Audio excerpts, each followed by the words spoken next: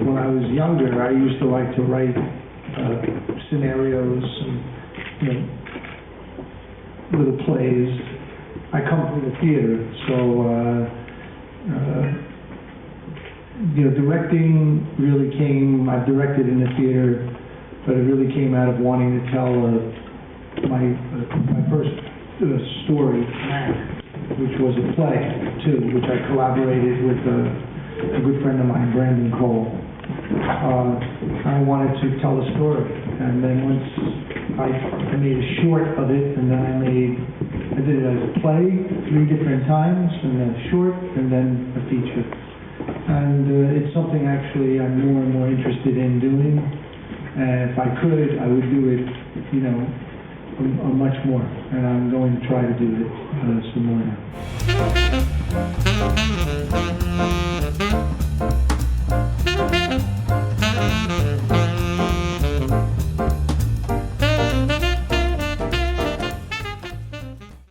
And he said, anything that's just about your movie-making pleasure and it doesn't help move the story forward, try deleting it if you can. He made a couple little suggestions, but he said there are times maybe you're enjoying it, but the audience doesn't need that much. But he wrote to me. He said, every director has their own sense of rhythm, and he said mine is a comics rhythm, and I'm afraid of losing the audience's attention, so I'll do anything to keep it going. He said, your rhythm is more dramatic than mine. He said, and both of them have advantages and disadvantages. So just be aware of that. And because he knew I was trying to balance both. And I think that is very true. Everyone has their own sense of rhythm. And when you do film, and you don't have 50 days, or maybe you only have 10 days, or you're really dependent on your sense of rhythm if you don't have a million shots. So I thought that was really quite insightful, and he immediately identified who I was versus what I was trying to do. And so I realized I had to increase the comic rhythm in the beginning, so when the film turns, it will have earned its turn. And early on, the movie was being very funny, and then it would stop, and then it would be really funny, and it would stop. So that's what I worked on in the final edit. I know that was a long answer, but I think most people understood. I still provide a quick summary.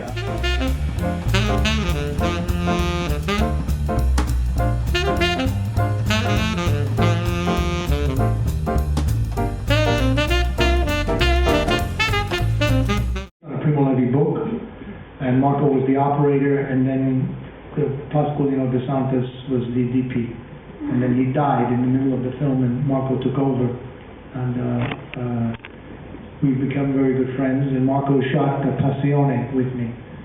So basically I designed the palette of the film based on photographs and paintings, some of Saul Leader photographs and Morandi paintings that I loved, and the palette.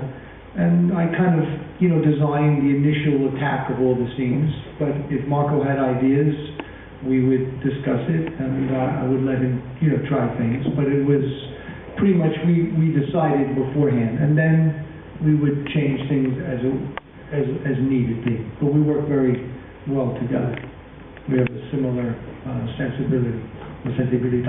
So.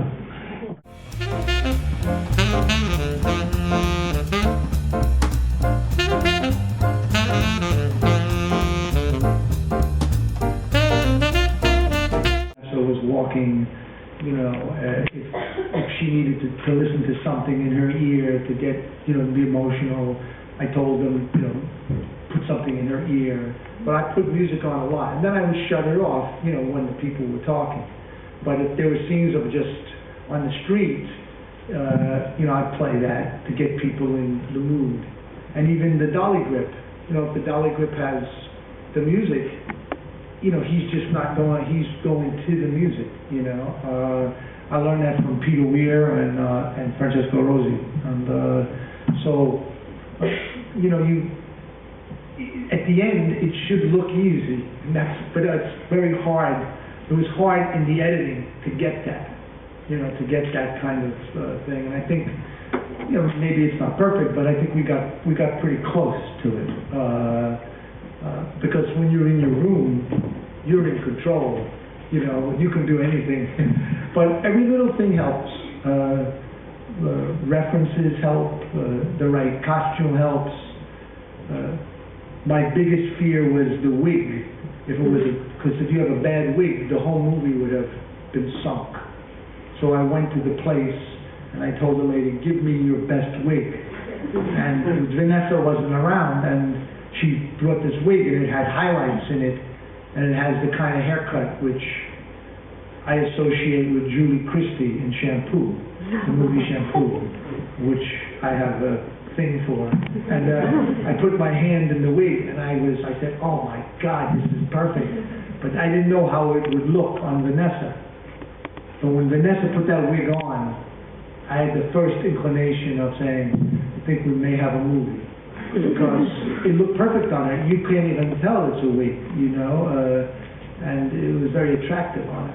And I thought, that'll make it like a tail, like a Isaiah the singer, like a singer tale.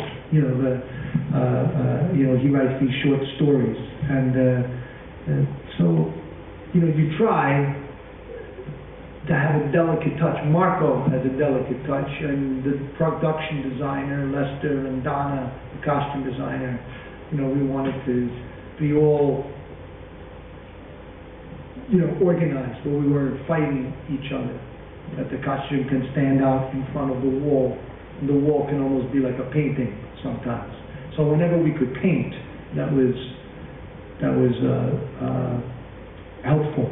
Like in my apartment, for example, that was really, the palette was completely controlled, but it's elusive.